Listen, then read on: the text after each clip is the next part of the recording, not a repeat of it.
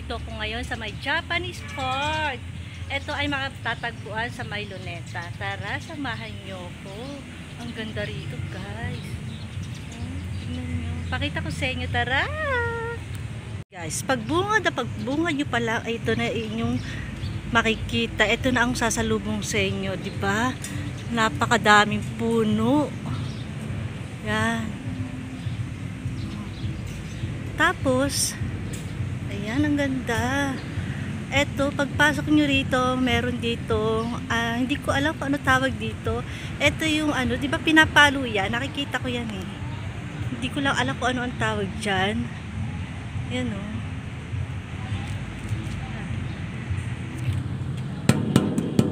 Diba? O.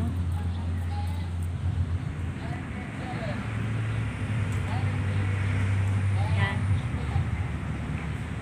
Tapos dito naman, yan guys, ang ganda.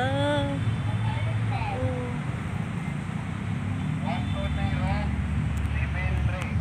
Ito sa loob, eto na ang bubungat sa atin.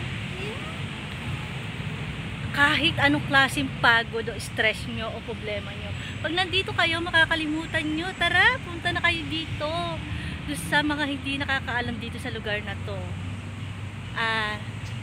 Nakikita lang ito sa may loob ng Rizal Park. Ang ganda guys. Para kang wala sa city. Yan. Ang ganda. Oh.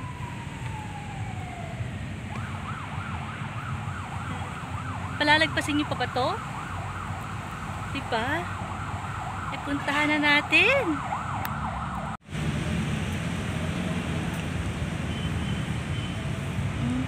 Diba guys, ang ganda. Kahit saan ka tumingin. Ang ganda. Oh, mga naglalakihang puno. Kung namimiss nyo na ang probinsya, pumunta na kayo dito, mamasyal na kayo. Oh. Nakakatanggal stress, nakakatanggal ang pagod. Oh. Ang ganda. Puro puno. Oh.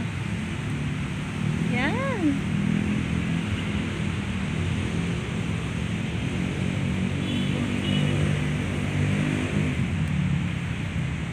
Yan ang makikita niyo po dito sa may Japanese Park.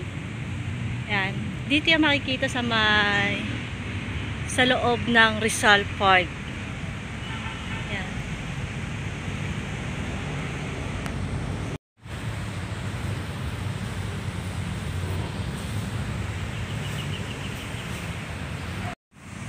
Eto na. At sinusulit na natin.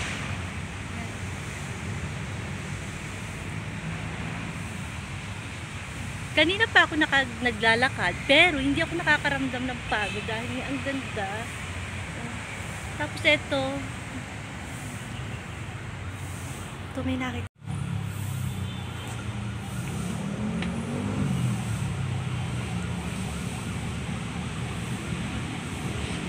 Ito, from Hiroshima. From Hiroshima. Hindi ko siya kilala.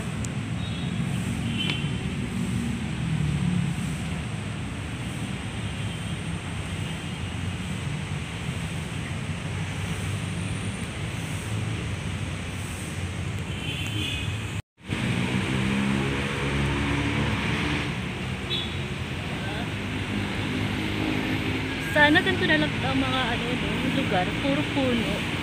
Masarap maglakad, hindi mainit, palagay lang. Doon sa mga mahilig sa nature, mahilig sa mga puno. Yan.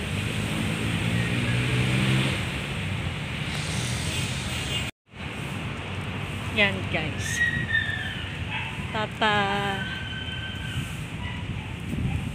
Papalabas na tayo ng Japanese Park. Yan. Doon tayo nang galing sa kabila. Tapos sunod tayo doon. Yan. Ganda.